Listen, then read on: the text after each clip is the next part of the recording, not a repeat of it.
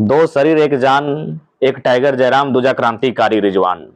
प्रेमचंद लिखे ईदगाह, प्रेमचंद लिखे ईदगाह, रघुपति राघव गाए रस खान। दो शरीर एक जान, एक टाइगर जयराम, दूजा क्रांतिकारी रिजवान। कि हरे कृष्ण हरे राम, गिरिडीह हो गया है पूरा जय राम जय राम जय राम। जयराम महतो, रिजवान, संजय दा, मनोज दी, मनमोती जी, यही 4-5 लोग हैं हमारे पास जो एक स्टार प्रचारक के रूप में होंगे। लड़की कन्या वर्ग में कहें तो पूजा जी हो सकती होंगी, बेबी होंगी, देवंती मुंडा होगी, उषादी होंगी। तो घोषणा को ही चर्चा परिचर्चा करने को लेकर ही आज आए हुए थे और ये स्वयं ये कहते हुए इन्होंने ही कहा कि आप कह दीजिए कि ये बड़ा भाई छोटे भाई के साथ छत्र छाया बनकर गिरिडीह में रहेंगे और फिलहाल ये, तो इसीलिए हम लोग आज यहाँ आए। गांडे चुनाव हमारे ध्यान में है। हमने गांडे चुनाव को लेकर वहाँ के एक 7 सदस्यों की दल हमारे पास आई थी। इसी जहाँ बैठ के हम लोग इंटरव्यू दे रहे हैं, वहां पर उनसे बैठकर बातचीत हुई है।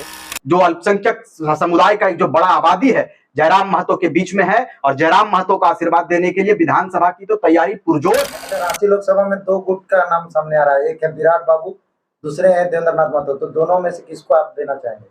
देखिए, ऐसा तो हम तक ये कोई सूचना नहीं आई है और निर्विवाद रूप से अगर देखिए, चूंकि हमने अल्पसंख्यक की बात कही, अगर चर्चा परिचर्चा 4 में से 1 में जाएगा, नहीं तो फिर देवेंद्र जी निसंदेह हमारी ओर से प्रत्याशी के रूप में रहेंगे। उनका संघर्ष पूरा राज्य जानता है। जयराम महतो धनबाद लोकसभा से उम्मीदवार की घोषणा कब करेंगे?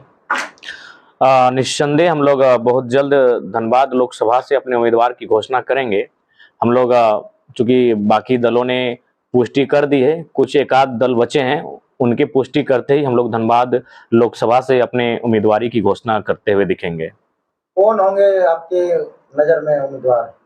देखिए, उम्मीदवारों को लेकर काफी रायशुमारी की जा रही है, काफी चिंतन मंथन किया जा रहा है और अंतिम निष्कर्ष पर पहुंचने से पहले हम लोग तमाम गतिविधियों को देखते हुए सारी चीजों को आत्मशुमार करते हुए ही हम लोग इस नतीजे पर पहुंचेंगे। एक तरफ झुमरा किंग करण महतो तैयारी पे लगे हैं, एक तरफ आपके साथ है रिजवान क्रांतिकारी जो अल्पसंख्यक का केंद्रीय अध्यक्ष है।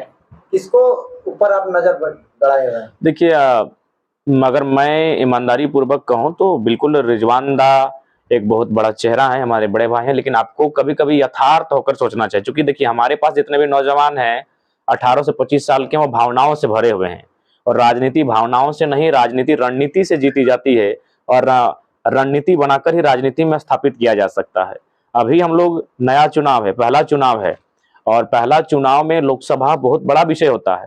लोकसभा के विषय अलग होंगे, लोकसभा का माहौल अलग होगा, लोकसभा की चर्चे अलग होंगे। अगर धनबाद और गिरिडीह में दोनों दिन अगर 15-10 दिन के अंतराल में अगर चुनाव होता तो निसंदेह रिजवान दा धनबाद से ही चुनाव लड़ सकते थे। लेकिन देखिए, यथार्थ की अगर आप सोचेंगे तो अगर हम लोग दोनों अलग अलग लड़ते हैं, रिजवान कहीं और से लड़ेगा, जयराम कहीं और से लड़ेगा, तो हमको लगता है कि दोनों जगह हम लोग को नुकसान होगा, किसी सीट को हम लोग निकाल नहीं पाएंगे। इसीलिए जो हमारे संगठन के साथी हैं उनका सम्मान करते हैं, लेकिन कभी कभी आपको प्रैक्टिकल होकर, इमोशनली नहीं प्रैक्टिकली सोचना होगा। दोनों जब चुनाव हार जाएंगे, हम लोग वहां सम्मानजनक वोट ले आ सकते हैं, 1.5 लाख 2 लाख 2.5 लाख वोट हम लोग ले आएंगे, लेकिन चुनाव का नतीजा क्या होगा कि हम लोग दोनों धनबाद भी हार जाएंगे और गिरिडीह भी हार जाएंगे, क्योंकि दोनों दिन एक ही दिन चुनाव है। गिरिडीह में बिना रिजवान के जयराम महतो नहीं जीतने वाला है और धनबाद अगर हम किसी को उम्मीदवारी देते हैं और बिना जयराम के वो शख्स जीतने वाला नहीं है, लेकिन दोनों का चुनाव एक ही दिन है और हम लोग वो कह सकते हैं कि भले 2 शरीर हैं लेकिन दोनों एक हैं। यानी इसका मतलब दोनों जगह से टाइगर जयराम महतो चुनाव लड़ेंगे, धनबाद और गिरिडीह? देखिए, इस पर अगर हम लोग का पार्टी का चिन्ह आता है तो इस पर सोचा जाएगा, लेकिन अभी ऐसी स्थिति नहीं है, इसीलिए हम गिरिडीह ही चुनाव को लेकर फोकस किए। हमें धनबाद के लिए प्रत्याशी दिखेंगे। रास्ता साफ कर दे कि रिजवान जी लोकसभा चुनाव नहीं लड़ेंगे? नहीं, रास्ता साफ नहीं, रिजवान जी हमारे बहुत बड़े चेहरे हैं ये विधानसभा में। आखिर एक बात बताइए, सभी जो हमारे हथियार हैं उनको अगर हम लोकसभा में ही प्रदर्शित कर दें तो विधानसभा जो हमारा सबसे महत्वपूर्ण क्षण होगा, वहां कौन होगा फिर? मोतीलाल जी भी चुनाव नहीं लड़ रहे हैं, फरजान जी भी चुनाव नहीं लड़ रहे हैं। तो निसंदेह अगर धनबाद और गिरिडीह का तिथि में अगर अंतर होता तो मेरा मानना है कि दोनों हम लोग चुनाव लड़ते हुए दिखते हैं, लेकिन यथार्थ होकर सोचना होगा, नहीं तो पता नहीं, हम बोलते हैं हाथ को खेलें पात को खेलें। तो फिर अभी आपने जिस तरह से कहा था 2 दिन में घोषणा कर देंगे, फिर भाजपा ने आपकी जिस तरह से, उनका भी टाइगर नाम है, आपका भी टाइगर कहा जाता है और एक टाइगर मूल निवासी 1932 को धनबाद लोकसभा में भाजपा टिकट दे दिया, तो आप कैसे लोगों को टिकट दीजिएगा और कब दीजिएगा? क्या कि तैयारी भी करना जरूरी है। आप गांव-गांव घूम रहे हैं, बाकी धनबाद का कैंडिडेट जिसको दीजिएगा वो तैयारी करेगा कि नहीं? देखिए, सबसे पहली बात आप भी जानते हैं कि कैंडिडेट या व्यक्ति के आधार पर चुनाव नहीं होता है, विचारधारा के आधार पर चुनाव होता है।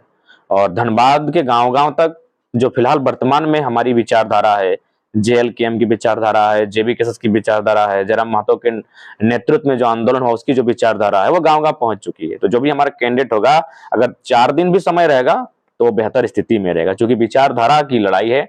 और विचारधारा हमारी 2-2.5 वर्षों में 5 साल के बच्चे से लेकर 95 साल की बूढ़े बूढ़ियों तक पहुंच चुकी है। इसीलिए कोई विशेष असुविधा नहीं होगी। कब घोषणा कीजिएगा? इसीलिए आज आदरणीय बड़े भाई रिजवान जी आए हैं और उसी बीच आप लोग का आगमन हुआ, तो घोषणा को ही चर्चा परिचर्चा करने को लेकर ही आज आए हुए थे। और ये स्वयं ये कहते हुए इन्होंने ही कहा कि आप कह दीजिए कि ये बड़ा भाई छोटे भाई के साथ छत्र छाया बनकर गिरिडीह में रहेंगे, और फिलहाल ये तो इसीलिए हम लोग आज यहाँ आए हुए हैं। यानी 4 नाम आप लेके गए थे वहाँ शायद प्राची तन्मय चौधरी से। जी, 4 नाम में से कहीं कोई एक चेहरा हो सकता है? उन 4 नामों में से भी हो सकता है, निसंदेह हो सकता है। हाँ, रिजवान दा भविष्य में हमारी जो विधानसभा होगा इसके ये मुख्य चेहरा होंगे, क्योंकि मान के चले अगर हम लोकसभा चले जाते हैं तो फिर राज्य में विधानसभा का चेहरा कौन बचेगा, तो उस समय चीजों को संभालेंगे माननीय रिजवान दा। मतलब जो अभी चुनाव नहीं लड़ रहे हैं वो लोग विधानसभा चुनाव लड़ेंगे? विधानसभा में उनका दारोमदार और उनकी जो उपस्थिति होगी वो मजबूत होगी। लगभग हर समुदाय से आपकी पार्टी ने उम्मीदवार घोषित कर दी, तो क्या तय माना जाए कि जो धनबाद होगा वहाँ से अल्पसंख्यक ही उतरेंगे? देखिए, निसंदेह एक सीट अल्पसंख्यक के साथ हम लोग जाएंगे। धनबाद हो सकती है, जमशेदपुर हो सकती है, रांची हो सकती है, गोड्डा हो सकती है।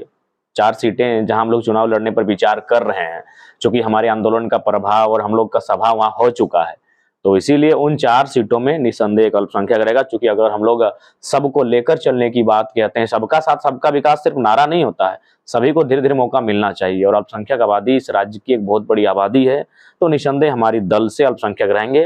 और उसका चयन बाकी हमारे जो अल्पसंख्यक साथी हैं, अभी हमने देवेंद्र महतो का नाम लिया कि जो अल्पसंख्यक रांची से भी उतार सकते हैं, तो अभी वहाँ पे चुनाव प्रचार जो देवेंद्र महतो कर रहे हैं, तो क्या वो भी प्रत्याशी नहीं है? देखिए, जब तक ऑफिशियली घोषणा नहीं हुआ है तब तक आप प्रत्याशी नहीं मान सकते हैं। ऑफिशियली 2 उम्मीदवार का घोषणा किए हैं, एक सिंहभूम और एक चतरा शायद, तो और कोडरमा अभी शाम तक अभी हम लोग का लेटर बनेगा और एक आध उम्मीदवारों की घोषणा हो जाएगी। आपने जिस तरह से 2 सालों तक आंदोलन किए हैं बाहरी वितरी को लेकर, तो उसी तरह से देखा जाए तो एक खतियानी विधायक को टिकट दे दिया जाए बीजेपी के द्वारा, तो क्या ये आंदोलन का असर है? एक बात बताइए, ये आंदोलन का असर कैसे नहीं है, आप इसे परिभाषित कीजिए। ये पूरे झारखंड मान चुका है कि आंदोलन का असर है, ये आंदोलन का असर कैसे नहीं है? उनको पूछिए कैसे असर नहीं है। आदरणीय जिनका नाम आप चर्चा करते हैं उनका नाम तो गिरिडीह के लिए गया था, और वो धनबाद उनका लोकसभा है भी नहीं, उनका नाम गिरिडीह में रायसुमारी के लिए गया था उनका, और आदरणीय पूर्व रविंद्र कुमार पांडे जी का रायसुमारी के लिए गिरिडीह लोकसभा से गया था। ऐसा नहीं कि वो उनका नाम नहीं गया था, लेकिन उनका नाम गया था किसी और लोकसभा से और उनका नाम आया किसी और लोकसभा में। इसका कारण कहीं ना कहीं ये 2 साल 2.5 साल का आंदोलन है, ये हम नौजवानों का मेहनत है। खैर, विचारधारा भिन्न है, पार्टी की विचारधारा हमारी विचारधारा भिन्न है, लेकिन हाँ, ये चीज एक माहौल है चर्चा का कि मैंने जो लोग खतियान की बात नहीं करते थे आज वो खतियानी उम्मीदवार की ओर फोकस कर रहे हैं, चतरा में सुन रहे हैं, खतियानी उम्मीदवार को दिए हैं, जो भी है। तो ये सारी चीजें उभरकर सामने आ रही हैं। और जहां तक अगर धनबाद लोकसभा की बात करें, एनडीए की अगर बात करें, तो राज सिन्हा और प्रिंस जी का नाम आ रहा था। आपके चंद्रशेखर अग्रवाल जी रेस में दिख रहे थे, लेकिन तीनों के तीनों गैर झारखंडी थे।